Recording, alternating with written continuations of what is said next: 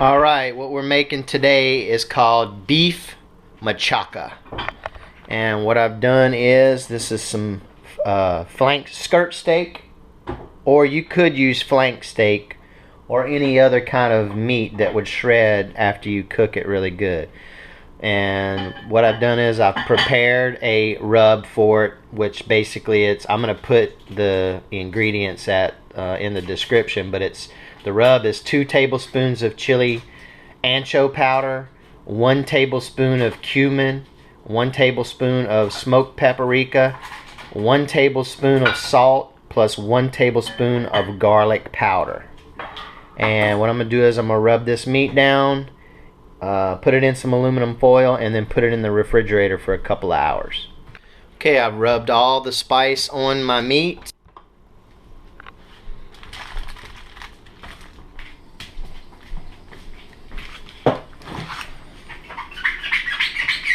Okay, so just in case somebody stumbles on this video and wants to say something about this version of machaca. I know that machaca is supposedly made with dried beef, and I guess then maybe it's rehydrated to make a meal with it, with the spices and tomatoes and stuff. So this is not going to be, I guess, authentic machaca because I'm not drying the beef. So this is just my version of machaca. Okay. Is it filming now? Yep. Okay. Okay, we need a little bit of olive oil in the pan. That's going to be for searing our meat. Alright, here's the ingredients. You're going to need 2 poblano peppers. You're going to need a cup of wine, 1 cup of water. You're going to need some black pepper, probably about a teaspoon.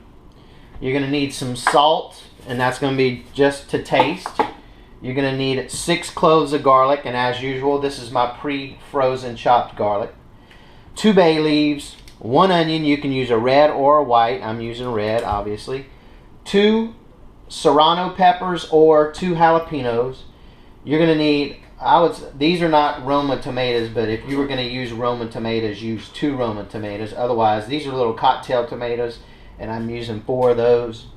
And you're going to need 2 teaspoons of chicken broth, and you're going to need some red wine vinegar and chicken base. Huh? Chicken base. Chicken base. Yeah, I'm sorry, chicken granules, not broth. And let's see, so what was that? The red wine vinegar, let's see, what does it say? Oh, a half a cup of red wine vinegar. And you're going to need some fresh lime or fresh squeezed lime juice, and about 1/8 of a cup of that. And that's it. Alright, now we're going to brown up the meat. So I got my oil heating here. That's what you want to hear right there.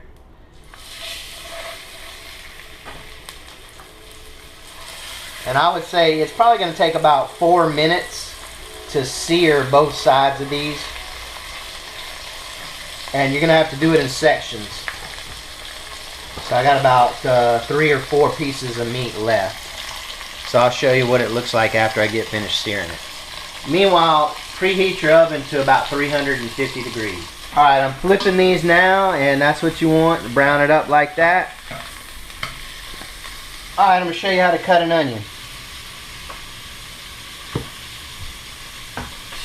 We already did it. Okay, so the onion is usually like that. So cut it right in the center of that root so you got 2 halves like that, okay? Then, I started cutting this already, but go through the middle. Don't go all the way to the end to the root, but go there, there, all the way to the end. Same thing over here.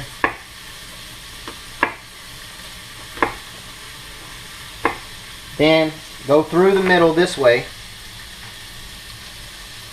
Don't go all the way through. Leave a little bit of space at the end because you want to hold this whole thing together. Then after you go through that middle that way, you go through this way, then just go straight down.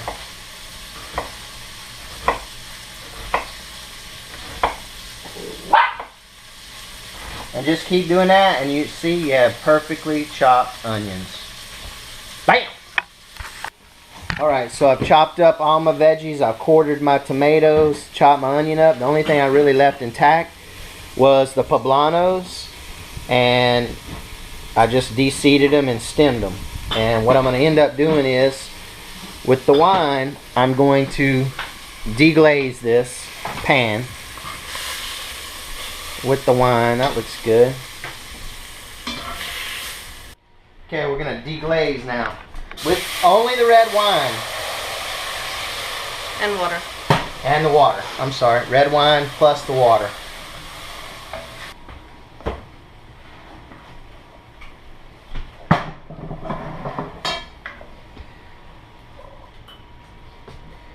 Don't forget your bay leaves.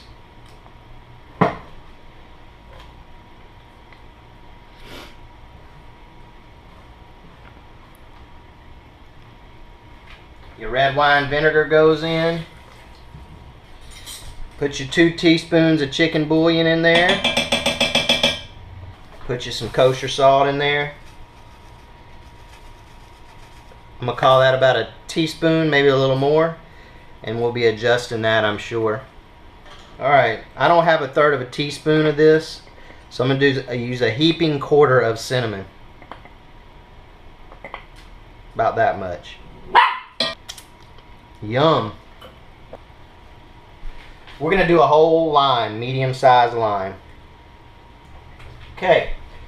Now the next thing, we stir that around and put our meat in.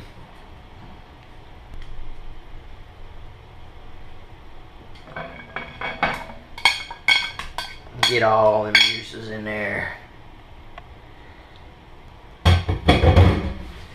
Just try to cover your meat. I mean, you're not going to cover it completely, but try to make sure they get down in this juice. And then maybe about, because we're going to put it in here for about 3 or 4 hours, so maybe at the 1.5 hour mark, we'll try to rotate this meat around a little bit.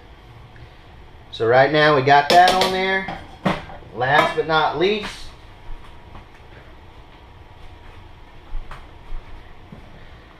we're going to put these in here just like that. On top. Don't worry about chopping them. Okay, we're 1.5 hours in.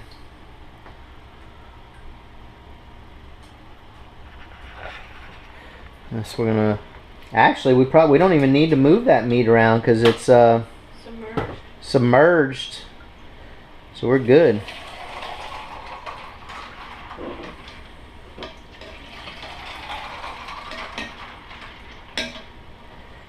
Can you hold this for me? Let's see what we're looking at here. It's already getting tender.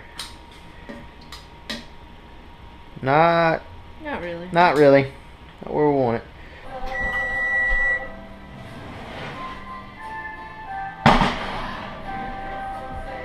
Three hours.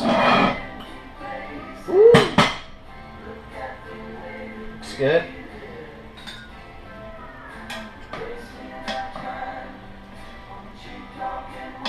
Oh yeah, look at this. Oh yeah.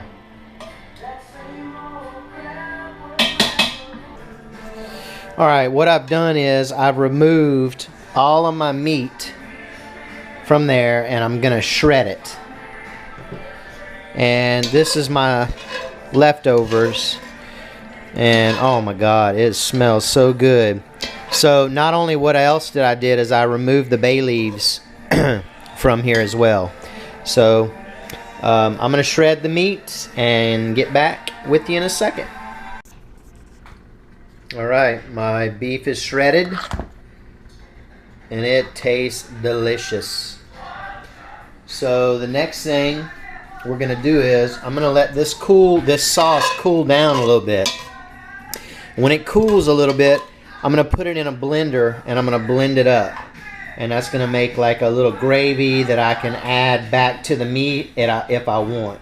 Or drizzle it on when I go to make tacos or something.